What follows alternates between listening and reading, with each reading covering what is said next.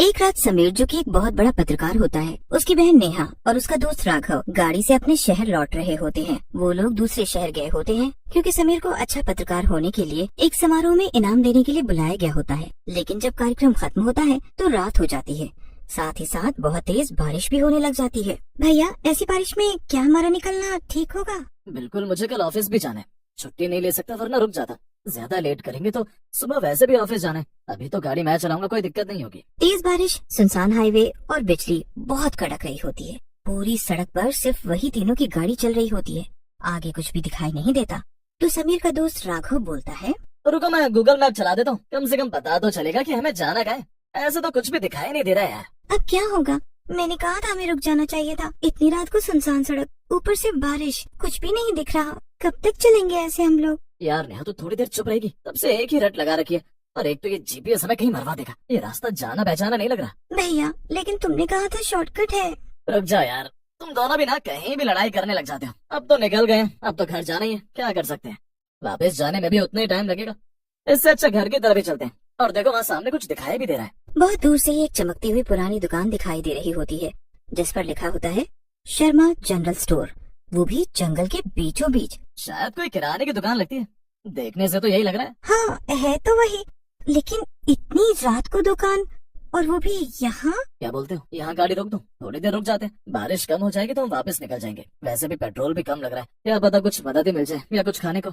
उतर कर देखते हैं, क्यों नहीं? हाँ चलो ना भैया, मुझे तो भूख लग रही है, कुछ खा भी लेंगे। खाना खाए भी ज्यादा टाइम हो गया है। तीनों गाड़ी से उतरते हैं तो देखते हैं दुकान पर कोई नहीं खड़ा है। कोई बैकग्राउंड म्यूजिक या साउंड नहीं, बस सन्नाटा और बारिश की आवाज। लग रहा है जैसे कोई घर चला गया है, गलती से दुकान बंद करना भूल गया होगा, तभी दुकान ऐसी खाली पड़ी हुई है। और सुनसान रास्ता है, इसलिए शायद वो वापस भी नहीं आया। तीनों बाहर खड़े हिचकिचा रहे होते हैं कि अंदर जाना चाहिए या नहीं। तभी राघव बोलता है, चलो पूछते हैं, क्या पता अंदर कोई बैठा हो, और हो सकता है जब हम अंदर जाएं तो हमें कुछ मदद मिल जाए। ये तो बहुत ही पुराने जमाने की दुकान मालूम पड़ती है। हाँ, यहाँ हर चीज पुराने समय की है, जैसे 1900 में हुआ करती थी। देखना, पेप्सी की कांच की बोतलें हैं, दीवारें टूटी हुई हैं, लेकिन फिर भी अंदर कोई धूल नहीं आई है। क्या यहाँ टाइम चलता भी है? सब कुछ जमा जमा सा लग रहा है। तभी अचानक पीछे से काउंटर पर एक बूढ़ा आदमी निकलता है। झुर्रियाँ ऐसी मानो 100 से ऊपर की उम्र हो, और उन बच्चों से बोलता है, कितने साल बाद कोई आया है। हमारे यहाँ तो लोगों ने आना ही बंद कर दिया है। चलो, किसी का तो मन हुआ इस बूढ़े काका से सामान लेने का। बताओ बच्चों, तुम्हें क्या चाहिए? मैं तुम्हारी क्या मदद कर सकता हूँ? इतनी सुनसान सड़क पर तुम तीनों अकेले घूम रहे हो, वो भी इतनी तेज बारिश में। जरूर काम ही होगा।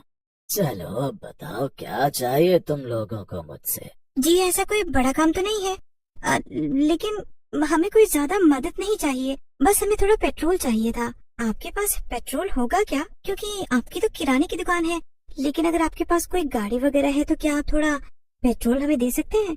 हमारी बहुत मदद हो जाएगी। अरे अरे बेटा, तुम्हारा काका सब बेचता है, सब कुछ। पेट्रोल, बचना भागना सब मिलेगा। बचना भागना? मैं कुछ समझा नहीं, क्या कहना चाहते हैं आप? अरे बेटा, मैं तो मजाक कर रहा था। मैं तो केवल इतना ही कह रहा हूँ कि मैं सब कुछ बेचता हूँ। तुम्हें जो चाहिए बता दो। और कितनी बार बताएं काका, बोला तो लड़की ने पेट्रोल चाहिए, मदद कर सकते हैं तो बोलिए। फालतू का टाइम? मैं कोई फालतू का टाइम पास नहीं कर रहा हूँ। मेरे पास पेट्रोल है, लेकिन मैं वो तुम्हें तभी दूंगा जब तुम लोग मेरी एक शर्त मानोगे। लो, अब पेट्रोल लेने के लिए इनकी शर्त भी मानो? क्या तमाशा है यार। एक तो रात में यहाँ फंस गए, ऊपर से एक दुकान भी मिली तो ऐसे दुकानदार के साथ। अभी हमारे पास दूसरा कोई चारा भी नहीं है। दोस्त, चलो उसकी बात मान लेते हैं, वैसे भी जा तो हम सकते नहीं घर। राघव समीर की बात मान लेता है, जिसको सुनकर दुकानदार एक भयानक सी मुस्कुराहट देता है। बताओ काका, क्या शर्त है आपकी? दुकानदार दुकान के अंदर और बाहर जाता है और वहाँ से 3 बॉक्स ले आते हैं, और वो 3 बॉक्स उन तीनों के सामने रख देता है। तुम तीनों को यहाँ से एक एक बॉक्स चुनना होगा। सब एक ही बॉक्स चुन सकते हैं। अगर उन्होंने एक बार एक बॉक्स उठा लिया तो उसको बदल नहीं सकते। एक एक की किस्मत लिखी हुई है इस बॉक्स में, तो सोच समझ कर उठाना। तीनों एक एक बॉक्स उठाते हैं, लेकिन तीनों को ही डर लग रहा होता है, क्योंकि वो बूढ़ा बहुत डरावना होता है, और उससे भी डरावनी उसकी मुस्कान। समीर जब अपना डब्बा खोलता है तो उसमें 2 पैकेट दाल के मिलते हैं, लेकिन टैग दोनों पैकेट के ऊपर लिखा होता है, बाहर नहीं जा सकते। ये क्या बकवास चीज मिली है मुझे? इस कंपनी का नाम तो मैंने कभी सुना ही नहीं। नेहा जब अपना डिब्बा खोलती है तो उसमें चिप्स के पैकेट होते हैं। उन चिप्स के पैकेट पर लिखा होता है, तुम अब मालकिन बन चुकी हो।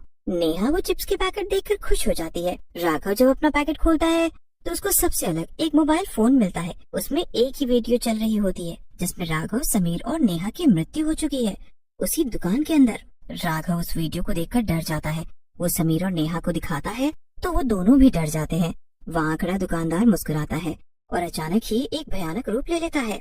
ये खेल मेरा सबसे पसंदीदा खेल है। बहुत जमाने से मैंने ये खेल खेला है और ऐसे ही करके मैंने आज तक बहुत सारे लोगों को मारा है।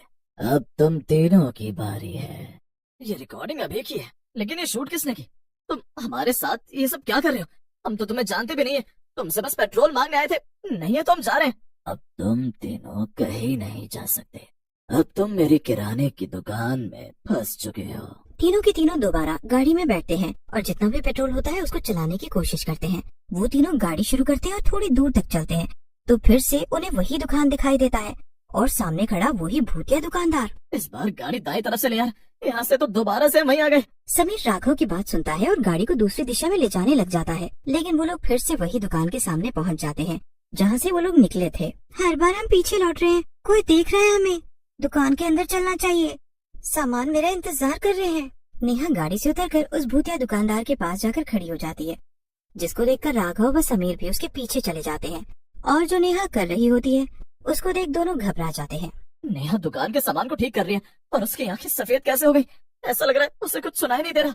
नेहा के हाथ खुद बहुत चल रहे होते हैं। समीर को काउंटर के नीचे एक मोबाइल फोन मिलता है। उसमें एक वीडियो होती है उसी दुकानदार की, जो बोल रहा होता है, हर 7 साल पर यहाँ 3 लोग आते हैं, उनमें से एक मरता है, एक मालिक बनता है और तीसरा दुकान का हिस्सा बनता है। तो अगला दुकानदार? राघव खुद को मारने की कोशिश करता है चाकू से।